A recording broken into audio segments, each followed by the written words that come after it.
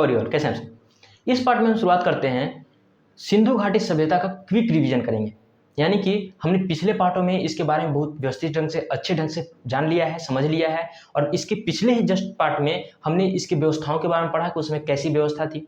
तो इस पार्ट में हम सिंधु घाटी सभ्यता से संबंधित हर एक ऑब्जेक्टिव क्वेश्चन को टच करेंगे, हर एक ऑब्जेक्टिव क्वेश्चन को देखेंगे, जो कि हर एक कॉम्पिटेटिव एग्जाम में इसी क्वेश्चन आते ही है। तो हर एक ऑब्जेक्टिव क्वेश्चन के पर्पज से इस रिवीजन क्लास को स्टार्ट करते हैं। तो सबसे पहला रिवीजन क्लास में हम बात करेंगे, सबसे पहले अगर सिंधु सभ्यता की बात करते हैं तो सिंधु सभ्यता जो कि सिंधु नदी तंत्र के किनारे था। नदी तंत्र वो होता है जो कि एक मुख्य नदी में बहुत सारे नदी आके मिलते हैं, उससे जो एक तंत्र बनता है उसे नदी तंत्र कहते हैं। तो सिंधु नदी तंत्र के किनारे जो है जो सभ्यता बसी हुई थी वो सिंधु सभ्यता कहलाई।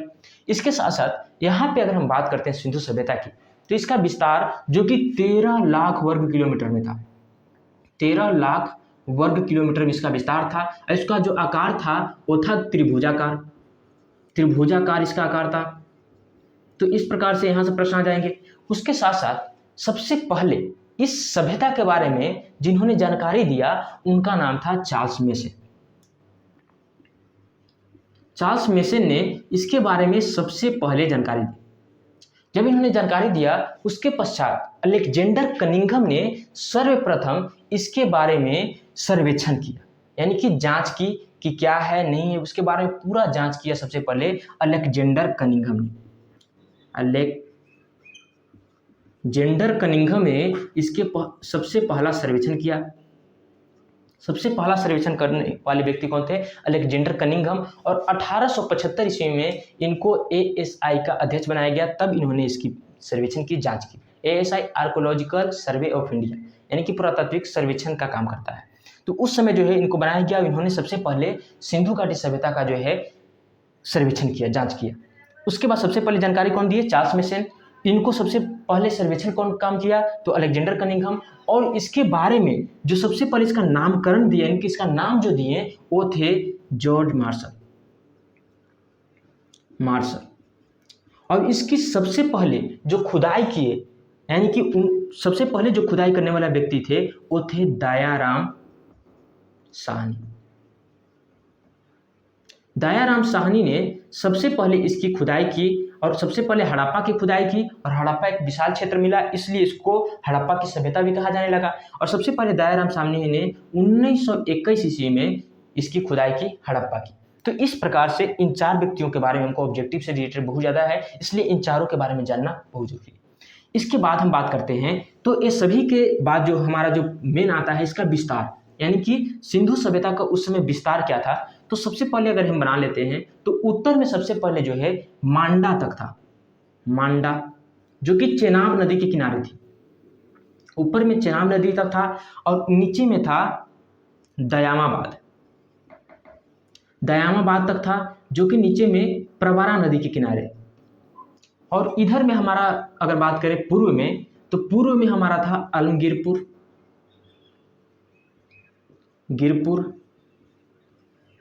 जो कि हिंडन नदी के किनारे था। हिंडन नदी के किनारे था। और इधर में हमारा जो सबसे पश्चिम में इसका विस्तार था वो था सुतका गेंडोर तक इसका विस्तार था, जो कि दास्क नदी के किनारे था। तो इस प्रकार से इस सिंधु घाटी सभ्यता का विस्तार देखने को मिलता है। यहाँ से ऑब्जेक्टिव क्वेश्चन आपको आ सकते हैं कि सिंधु घाटी सभ्यता का उत्तर में कहाँ तक विस्तार था, दक्षिण में कहाँ तक विस्तार था, और पश्चिम में और पूर्व में कहाँ तक विस्तार था। इसकी बात करें तो मांडा जो कि कश्मीर में पड़ता है, दयामाबाद जो कि महाराष्ट्र में पड़ता है, आलमगीरपुर जो कि उत्तर प्रदेश में पड़ता है, और सुतका गेंडोर जो कि अभी पाकिस्तान में पड़ता है। तो इस पूरा क्षेत्र में सिंधु घाटी सभ्यता का विस्तार उस समय था। इसके साथ साथ अगर हम बात करते हैं सिंधु घाटी सभ्यता की, तो इसमें सबसे पहला हमारा जो खुदाई किया गया वो हम जानते हैं कि हड़प्पा का खुदाई किया गया। सबसे पहला जो खुदाई हुआ वो हुआ हड़प्पा का। तो यहाँ से क्या क्या क्वेश्चन आ सकते हैं? तो हड़प्पा से एक किस नदी के किनारे है? तो ये है रावी नदी के किनारे। हड़प्पा किस नदी के किनारे है? रावी नदी के किनारे पड़ता है। और हड़प्पा की अगर बात करें इसकी खुदाई कब हुआ, तो 1921 ईस्वी में किसके द्वारा? दयाराम साहनी के द्वारा सर्वप्रथम इसकी खुदाई की गई। इसके बाद हड़प्पा से क्या क्या वस्तुएं वहां से देखने को मिले हैं, क्या क्या वहां से पुरातात्विक साक्ष्य मिला है, और जिससे पता चलता है कि उस समय क्या क्या था हड़प्पा में। तो इसकी बात करें तो सबसे पहले यहाँ से जो मिला है वो है कुम्हार का चाक। कुम्हार के चाक के बाद जो है यहाँ पे अनागार मिला है। उसके साथ साथ यहाँ पे जो है मजदूरोों को रहने के लिए मजदूर का आवास मिला है, मातृ देवी की मूर्ति, यहाँ पे मातृ देवी की मूर्ति होने के साथ साथ यहाँ पे ताबूत मिला, ओखली मिला, RH-37 कब्रिस्तान मिला, हाथी का कंकाल मिला है, स्वास्तिक का चित्र मिला है, मुहर मिला है। ये सब चीज हड़प्पा सभ्यता से मिले, तो इसको याद रखना बहुत जरूरी है क्योंकि यहाँ से आपको क्वेश्चन, ऑब्जेक्टिव क्वेश्चन आ सकते हैं। तो क्या क्या मिला यहाँ पे? तो सबसे पहले यहाँ पे मिला, आपको देख सकते हैं तो अनागार मिला, अनागार के साथ साथ यहाँ पे कुम्हार का चाक भी मिला, अनागार मिला, और मजदूर आवास मिला, ओखली मिला, ताबूत मिला, मातृ देवी की मूर्ति मिला, RH-37 कब्रिस्तान मिला, उसके साथ साथ यहाँ पे हाथी का कंकाल, और हाथी के कंकाल के साथ साथ यहाँ पे मोहर का भी साक्ष्य मिला है। तो इस प्रकार से हड़प्पा सभ्यता में इतने सारे साक्ष्य देखने को मिले। उसके बाद दूसरा जो सबसे महत्वपूर्ण शहर और सबसे बड़ा शहर है वो है मोहनजोदड़ो। मोहनजोदड़ो जिसकी खुदाई जो है इसका भी 1921 ईस्वी में ही इसका भी खुदाई किया गया, और इसका खुदाई किए थे राखल दास बनर्जी। राखल दास बनर्जी, राखल दास बनर्जी ने इसकी खुदाई की, और राखल दास बनर्जी ने इसकी खुदाई किया, और एक किस नदी के किनारे था, एक भी क्वेश्चन आ सकता है, तो ये सिंधु नदी के किनारे था, सिंधु नदी के किनारे था मोहनजोदड़ो। और मोहनजोदड़ो की बात करें तो यहाँ से क्या क्या साक्ष्य मिला है, तो सबसे पहले अगर मोहनजोदड़ो की बात करें तो मृतकों का टीला था, क्योंकि यहाँ से बहुत सारे कंकाल के साक्ष्य मिले हैं जो इधर उधर बहुत सारा एक ही जगह पर बिखरा पड़ा था, जिससे यह कहा गया कि मोहनजोदड़ो एक मृतकों का टीला है। मृतकों का टीला होने के साथ साथ मोहनजोदड़ो की अगर खासियत की बात करें तो उस समय का सबसे बड़ा नगर था। यहाँ पे क्या क्या मिला, तो यहाँ पे पुरोहित लोग रहते थे, इसलिए पुरोहित आवास मिला है, और पुरोहित आवास, पुरोहितों के सभा करने के लिए सभागार मिला है। उसके साथ साथ यहाँ पे वस्त्र, सूती वस्त्र का भी प्रचलन था, तो सूती वस्त्र का साक्ष्य मिला है, जिसलिए यहाँ पे वस्त्रों का व्यापार ज्यादा होता था, इसलिए इसको सिंधु सभ्यता का गलीचा भी कहा जाता है। तो सिंधु सभ्यता का गलीचा किसको कहा जाता है? मोहनजोदड़ो को। यहाँ की सड़कें चौड़ी मिली है। यहाँ पे और क्या साक्ष्य मिला है, तो यहाँ पे पशुपति शिव की मूर्ति भी मिला है। उसके साथ साथ इस समय जो है सभागार होने के साथ साथ यहाँ पे एक विशाल स्नानागार भी मिला है, जिसके बारे में हमने पिछले पार्ट में जाना कि कितना बड़ा, उसके बारे में क्या क्या व्यवस्थाएं थी उसको हमने जाना था। तो विशाल स्नानागार मिला, विशाल अनागार मिला, अन्न रखने के लिए, अनाज रखने के लिए, जो कि अनागार उस समय का सबसे बड़ा महल था। तो इतना सारे साक्ष्य यहाँ से मिले। कांस्य की नृत्य करती हुई मूर्ति यहाँ से मिला है। उसके साथ साथ इस समय तांबे का ढेर भी मिला है, युद्ध का प्रतीक मिला है, युद्ध का बहुत सारे प्रतीक, बहुत सारे चिन्ह मिले हैं। तो इतने सारे सामग्री इस समय, इतना सारे वस्तुएं यहाँ से देखने को मिले हैं। तो इतना सारे वस्तुओं से आपको जो है प्रश्न यहाँ से पूछे जा सकते हैं। तो मोहनजोदड़ो के सभी बातों को याद रखना है। तो इस प्रकार से मोहनजोदड़ो तक हमने देखा। अगला जो हमारा प्रमुख शहर इसका है वो है चनहुदड़ो। चनहुदड़ो की अगर बात करते हैं तो इसकी खुदाई 1931 ईस्वी में की गई, 1931 ईस्वी में। और इसका कौन खुदाई किए, तो गोपाल मजुमदार, गोपाल मजुमदार ने इसकी खुदाई की। गोपाल मजुमदार ने इसकी खुदाई की, और इसके साथ साथ किस नदी के किनारे था, तो ये था सिंधु नदी के किनारे। तो चनहुदड़ो, और चनहुदड़ो से क्या क्या मुख्य रूप से मिला, तो यहाँ से महिलाओं से संबंधित सामग्री ज्यादातर मिले हैं, जैसे कि सुई धागा, शीशा, रंगपालिश, इसके साथ साथ चित्रांकन का भी यहाँ पे मिला है। अलंकृत मनका, यानी कि मनका मतलब घड़ा, घड़ा पे बहुत सारे चित्र बनाए हुए घड़ा मिला है यहाँ से, अलंकृत घड़ा। उसके साथ साथ यहाँ पे बिल्ली का पीछा करता हुआ कुत्ता का साक्ष्य मिला है, चित्र मिला है। और ये एक पहला औद्योगिक शहर भी देखा गया, और ये एकमात्र शहर था जो दुर्ग से घिरा हुआ नहीं था। बाकी शहरों जो है दुर्ग से घिरे हुए देखने को मिले हैं। तो इस प्रकार से चनहुदड़ो की खासियत देखने को मिलती है। उसके बाद आता है हमारा रोपड़। रोपड़ जो कि इसकी जो खुदाई करते किए हैं वो यज्ञदत्त शर्मा ने किया, और यह आपको सतलज नदी किनारे पंजाब में है। कहाँ में है? पंजाब में। किस में पड़ता है? पंजाब में पड़ता है। सतलज नदी के किनारे है रोपड़। इसके साथ साथ अगर यहाँ पे बात करें रोपड़ की, तो यहाँ पे जो लोग मरते थे उनके साथ साथ उनके पालतू जानवर को भी उनके साथ दफना दिया जाता था। ये प्रथा थी इस समय की। बनावली आता है हमारा अगला। बनावली की जब हम बात करते हैं तो इसके जो खुदाई करता था वो रविंद्र सिंह। अब यह रंगोई नदी के किनारे, ये हरियाणा में, हिसार जिला पड़ता है हरियाणा का, वहाँ पे ये है, हरियाणा के हिसार जिला में पड़ता है। तो उस जो है बनावली का साक्ष्य मिलता है। बनावली की खासियत क्या थी, तो बनावली की खासियत यह थी कि यहाँ पे उतनी ज़्यादा विकास नहीं हो पाया था। यहाँ की टेढ़ी मेढ़ी सड़कें मिली है, जो नालियाँ था वो बिना ढका हुआ था। यहाँ पे सोख्ता का भी साक्ष्य मिला हुआ है, यानी कि जो नली के पानी जो था वो सोख्ता बनाया हुआ था, उसमें सूख जाता था। तो इस प्रकार के साक्ष्य बनावली से देखने को मिले हैं। उसके बाद आता है हमारा कालीबंगा। कालीबंगा की अगर बात करें तो इसकी खोजकर्ता जो है बीपी थापड़ या बीबी लाल जो हैं, उसके साथ साथ यह सरस्वती नदी के किनारे है और ये आपको पड़ता है राजस्थान में। ये आपको राजस्थान में पड़ता है। कौन? तो कालीबंगा। कालीबंगा से क्या क्या साक्ष्य मिले हैं? तो यहाँ से अगर बात करें तो आपको जुता हुआ खेत का साक्ष्य मिला है। तो जुताई किससे होगा? हल से। तो हल का भी साक्ष्य यहाँ से मिला है।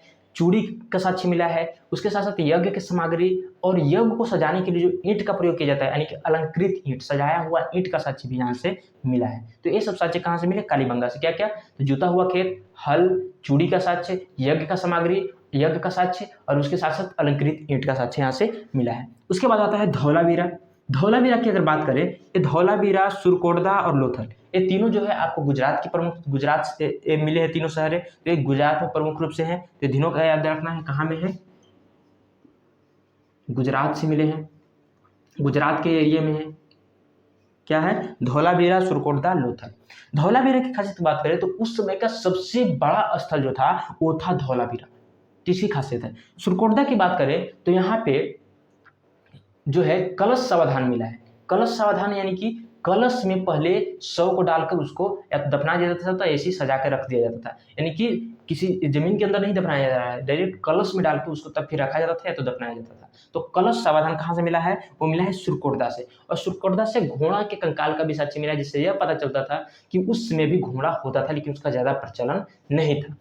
उसके साथ साथ अगला हमारा जो सबसे प्रमुख आता है वो है लोथल। लोथल की अगर खासियत की बात करें तो लोथल यहाँ पे व्यापार का साक्ष्य मिला है, जिससे यहाँ पे फारस का मुद्रा भी मिला है, फारस का मुहर मिला है, सॉरी फारस का मुहर मिला है। और उस फारस के मुहर पे जो है एक सिंघीय बैल का भी जो है कई मुहर ऐसे मिले हैं जिसपे एक सिंघीय बैल का साक्ष्य है, यानी कि एक सिंघीय बैल का चित्र उस पर बना हुआ है। तो फारस का मुहर, यहाँ पे बंदरगाह भी मिला हुआ है और उसके साथ साथ यहाँ पे विदेशी व्यापार भी होते थे, इसलिए यहाँ से तराजू का साक्ष्य भी मिला हुआ है। और लोथल एकमात्र शहर था जिसका दरवाजा जो होता था वो मुख्य द्वार पे होता था, यानी कि जो दरवाजा होता था वो कहाँ पे होता था? मुख्य द्वार पे होता था, यानी कि मुख्य द्वार पे कह रहे हैं, सॉरी, मुख्य मार्ग पे होता था, मुख्य सड़क पे होता था। और बाकी अन्य शहरों में अगर देखें तो उसका दरवाजा, मुख्य द्वार जो होता था घर का, वो होता था साइड से और फिर उसके बाद मुख्य द्वार पे, मुख्य मार्ग पे जाया जाता था, मुख्य सड़क पे जाया जाता था। लोथल में सभी घरों का सामान्यतः जो है मुख्य सड़क पे द्वार क्यों है, मुख्य द्वार? इसका प्रमुख कारण यह था कि यहाँ पे व्यापार ज्यादा होते थे, तो व्यापार के लिए सामान को लादना, उतारना, उस पर बार बार रखना, बार बार घूम के जाना पड़ता था। बैलगाड़ी यहाँ पे नहीं जा पाती थी, पहले बैलगाड़ी का प्रचलन था तो नहीं जा पाती थी, इसलिए इसको मुख्य द्वार पे ही, इसको जो है सामान को हटाने रखने के लिए इसका द्वार जो होता था वो मुख्य द्वार पे ही था। तो इस प्रकार से लोथल से भी ये सब साक्ष्य देखने को मिले हैं। तो ये पूरा जितना अभी बताएं, इसको अगर आपको एक बार में याद ना हुआ हो तो इसको कॉपी कलम निकाल के उसको लिख भी लें और एक बार और रिपीट करके इसको देख लें, क्योंकि जितना हमने बताया ये सभी ऑब्जेक्टिव क्वेश्चन बहुत इंपॉर्टेंट हैं एक कॉम्पिटेटिव एग्जाम के लिए, या फिर किसी भी अगर ट्वेल्थ का जो तैयारी कर रहे हैं, ट्वेल्थ में जो आर्ट्स से हैं उनके लिए भी ये बहुत इंपॉर्टेंट है, क्योंकि आपको ट्वेल्थ के हिस्ट्री में भी ये सब्जेक्ट हैं और इसके बारे में विस्तार से चर्चा हमने पिछले पार्ट में किया था, जिसमें इसकी व्यवस्थाओं को देखा था। तो इस प्रकार से इस समय की व्यवस्था जो थी इस पूरा सिंधु सभ्यता में ये थी मातृशतात्मक। वो अभी जो चल रहा है समाज वो है पितृशतात्मक। इस समय की अगर और बात करें तो इस समय का जो अर्थव्यवस्था किस पे निर्भर था, तो अर्थव्यवस्था निर्भर था, वो था पशुपालन, जिससे बहुत सारे फायदे होते थे। क्या क्या फायदा होता था? जैसे उससे ऊन मिल जाता था, उसके साथ साथ पशुपालन से दूध मिलता था, चमड़ा मिल जाता था और उसको हल जोतने के लिए भी पशुओं का प्रयोग किया जाता था। तो इस प्रकार से पशुपालन से फायदा था, यानी कि इस समय क्या क्या था? तो पशुपालन था। उसके साथ साथ जो मुख्य आश्रित थे वो थे कृषि पे, और कृषि उस समय जुताई जो होती थी वो हल से जुताई की जाती थी, जानवरों पे हल लादकर उसे हल से जो हल होता था वो लकड़ी का होता था, तो कृषि से यहाँ पे। उसके साथ साथ कटनी के लिए जो है बहुत सारे सामग्री का प्रयोग किया जाता था। उस समय आज के जैसा आधुनिक नहीं था, लेकिन फिर भी उस समय अच्छे तरीके से कृषि की जाती थी। उसके साथ साथ यहाँ पे कृषि के साथ साथ यहाँ पे छोटे मोटे लघु उद्योग भी जो है, उद्योग और व्यापार भी होते थे, लघु उद्योग और व्यापार भी यहाँ से देखने को मिले हैं। तो लघु उद्योग और व्यापार का भी साक्ष्य यहाँ से मिला है। तो इस प्रकार से पशुपालन, कृषि और लघु उद्योग और व्यापार, ये सब जो है इस समय के अर्थव्यवस्था का मुख्य स्रोत हुआ करता था। इसके साथ साथ अगर बात करें तो यहाँ का जो मुहर मिला उस पर एक सिंघीय बैल का साक्ष्य मिला है। उसके साथ साथ जैसे यह पता चलता है कि उसमें एक सिंघीय बैल हुआ करते थे। उसके साथ साथ यहाँ पे अगर हम बात करें तो सिंधु घाटी सभ्यता में जो सिक्के चलते थे वो उस समय के एक अलग प्रकार के जो मिट्टी पका के बनता था, उससे पकी हुई मिट्टी का जो है इस समय जो है सिक्का जो था वो साक्ष्य में आया था। और सिंधु सभ्यता का जो प्रमुख का विनाश का कारण माना जाता है वो माना जाता है बाढ़ को। और उसके साथ साथ कई जो है पुरातत्ववेताओं का कहना यह भी है कि उस समय आर्यों ने आक्रमण कर दिया, इसलिए सिंधु घाटी सभ्यता का विनाश हो गया। और मेन बात जो सिंधु घाटी सभ्यता का जो समय का था वो था 2500 BC, यानी कि 2500 ईसा पूर्व से 1750 ईसा पूर्व तक। ये बहुत वेरी इंपॉर्टेंट है, यानी कि 2500 ईसा पूर्व से 1750 ईसा पूर्व तक सिंधु घाटी सभ्यता का समय काल रहा है। इसके बाद धीरे धीरे यहाँ पे बाढ़ आने के कारण कुछ विनाश हुआ, तो कुछ आक्रमणों के कारण विनाश हुआ, और इस प्रकार से सिंधु घाटी का सभ्यता धीरे धीरे समाप्त हो गया। उसके बाद आया वैदिक काल। वैदिक काल के बारे में आर्य आए, उसके बारे में हम अगले पार्ट में विस्तार से समझने का प्रयास करेंगे। तो इस पार्ट में हमने पूरे ऑब्जेक्टिव क्वेश्चन को लगभग खत्म करने का प्रयास किया, हर ऑब्जेक्टिव क्वेश्चन को टच करने का प्रयास किया, ताकि हर कॉम्पिटिटिव एग्जाम के पर्पज से हम उसको जो है देख पाएं, समझ पाएं। और इसके बारे में विस्तार से वीडियो जो है पिछले पार्ट में डाले गए हैं, जिसमें विस्तार से सभी बातों के बारे में चर्चा कर दी गई है। इसलिए रिवीजन क्लास था, तो इसमें केवल हम उसके पॉइंट को जो ऑब्जेक्टिव में आ सकते हैं उसको हमने कवर करने का प्रयास किया है। तो इस पार्ट के लिए इतना ही, मिलते हैं एक नए पार्ट में फिर से। थैंक यू, धन्यवाद, जिसमें हम अगले पार्ट में अन्य सभ्यताओं के बारे में भी जानने का प्रयास करेंगे। थैंक यू, धन्यवाद।